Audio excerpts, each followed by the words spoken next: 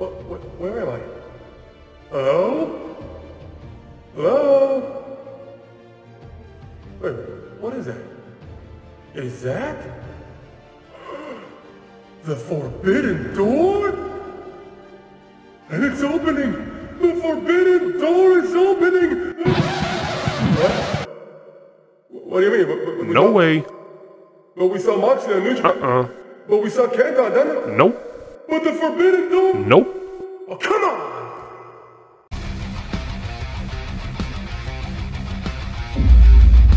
Hello everyone and welcome back to Clothesline. My name is Oren and this is another edition of the Wednesday Night Wars. In case you don't know, here's how it goes. I'm going to talk about 5 things that happened on AEW Dynamite, and I'm going to talk about 5 things that happened on NXT. Give an overall review of both shows, and then I'm going to decide who won it for this week. So let's start things off with AEW.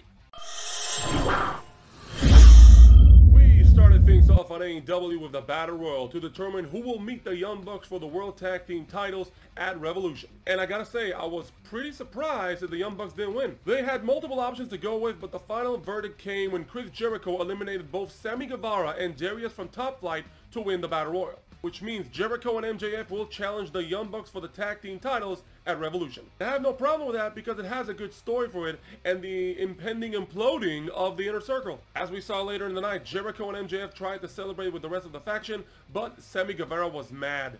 Sammy Guevara was mad, he was furious, Jericho tried to talk to him, but then we saw the plotting begin. When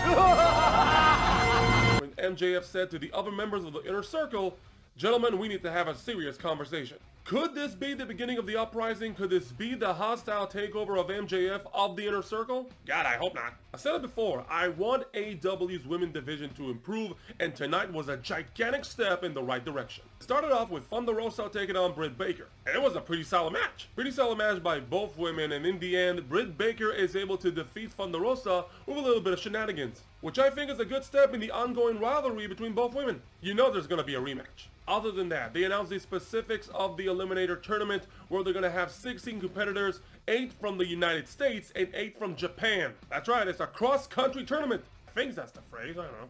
Seriously, this tournament is a step in the right direction. I can't wait for it to begin, and I'm more curious to know who would be the eventual winner. As a wrestling fan, I've seen my share of fair weddings, and this one takes the cake. Not really, but it was a good wedding segment. We saw Kip Sabian and Penelope Ford join in holy matrimony with the Sinister Minister as the minister? Is he a licensed minister? Anyway, we see a gigantic box which is a wedding surprise from Charles, and Miro doesn't buy it, because Miro has already been to too many weddings to know something's up. So he tears off the box, nothing is there. He says he can't pull a fast one on me when someone pulls a fast one on him. When Chuck handcuffs Miro's leg to the ring post, and then out of the wedding cake comes out Orange Cassidy. There's a big schmuzz, Orange Cassidy and Chuck get the upper hand, and what a segment. Good segment, a big mazel tov for Kip Sabian and Penelope Ford, and this rivalry goes on. We get an appearance by Shaquille O'Neal. He says a few words, punch out a plexiglass, and that's it. Nothing from Cody, nothing from Velvet, nothing from Jade. We did get a hype package for Jade, but still. It seems like they're doing really minimum work to build up this match. And this is supposed to be a big matchup. It will happen on the Dynamite before the pay-per-view, and I'm pretty excited to see it. I just wish they had more of a build. Maybe a little warm-up match between Cody Rhodes and Velvet taking on Peter Avalon and Levi Bates. And of course, we have to talk about the main event. The main event brought us a team of Kenny Omega and the Good Brothers taking on Jon Moxley, Rey Fenix, and PAC. And it was a good match. Good teamwork by the Good Brothers and Kenny Omega. Amazing work by Rey Fenix. Also massive props to PAC and Jon Moxley. But in the end, it was a team of Kenny Omega and the Good Brothers taking home the victory. After the matchup, Jon Moxley tried to attack Kenny Omega when suddenly someone attacks him. And it was Kenta! Forbidden Door, no come on! So yeah, not really. I mean, it was amazing seeing Kenta on Dynamite, but it's just a working agreement between Kenta and Jon Moxley only. Jon Moxley is allowed to defend the US Championship on New Japan Television, and in return, Kenta appears on Dynamite. It doesn't mean the Forbidden Door is completely open, but at least there's a working arrangement between New Japan Pro Wrestling and AEW. But still, what a showing by Kenta. So yeah, good main event. Good story progression, good outcome, and I can't wait to see Kenta versus Jon Moxley. So those were the things on AEW. Let's move on to NXT. NXT started off things right with the Women's Dusty Classic, when the team of Casey and Kaden taking on the team of Dakota Kai and Raquel Gonzalez. And it was a good solid matchup, which in the end, Dakota Kai and Raquel win. Why? Nothing against Dakota Kai and Raquel Gonzalez, but Casey and Kaden have been working as a tag team for like a couple of months now. They're an established tag team, they have matching gear, and I truly believe they deserve the win tonight, if not the whole tournament. Because if you're gonna give the win to a tag team winning the Tag Team Classic, it should be an established tag team. Now, I know Dakota and Raquel worked together in the past, and they are a unit, but I still believe Casey and Kaden are the more established tag team, and they deserve the win. Tonight, we also learned the background of the Chinese myth known as TIAN. I truly hope I'm saying that right. I do not mean to insult. So we get her backstory and how she came to be, and how she has established this whole group with Xia Li and Boa, and then after it airs, Beth Phoenix just completely buries the gimmick.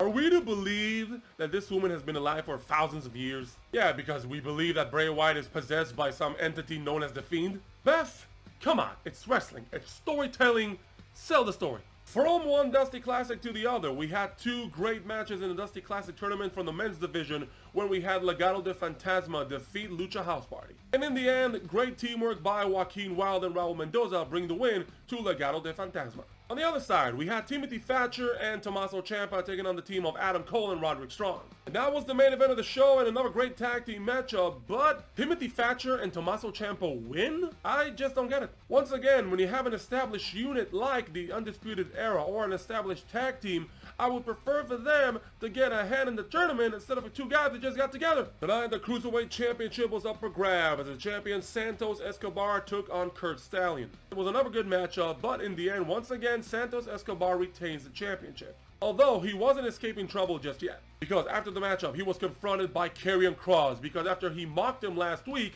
KROSS gives him a fair warning. Basically, that warning is you should better watch your mouth. And a match between Santos Escobar and KROSS truly intrigues me, and I would love to see those two go head-to-head. Tonight we saw a couple of announcements in regards to the upcoming pay-per-view TakeOver Vengeance Day, when we have Kushida taking on Johnny Gargano for the North American Championship, the NXT Women's Championship Triple Threat, and tonight we learned that Finn Balor will defend that NXT Championship taking on Pete Dunne. But they had a little surprise coming their way tonight when Edge made his appearance on NXT television. Yeah, Edge makes his appearance, makes a good promo, and says he might challenge Finn Balor or Pete Dunne, whoever the champion is, for the NXT Championship at WrestleMania. Which is great, which is wonderful, which is, I'm not buying it. With all due respect to Finn Balor, I don't see Edge challenging him for the NXT Championship. I don't see him challenging Pete Dunne for the NXT Championship. I don't even see him challenging KROSS for the NXT Championship. But it was a nice tease by WWE and Edge to do tonight on NXT. Those were both shows, but the question is, who was the better show? Both shows provided us with good solid cards for the night, but I gotta admit, the better card for me was AEW. There are a couple of more intriguing storylines going on in AEW than NXT, I admit it. One of them being the impending imploding of the Inner Circle, the whole Bullet Club thing, and of course the arrival of Kenta brings a little bit more to the table. Still, both shows were good, but for me the winner is AEW. That is my review. Now we would like to hear from you. Let us know in the comments below. Do you agree or disagree with our decision? Who do you think was the better show for the week? We would love to hear your comments down below. And also, if you want to stay notified when I'm uploading these videos, hit a like, subscribe to the channel, and hit that bell notification button. And I'll see you next time on another Wednesday Night Wars. Thank you for watching.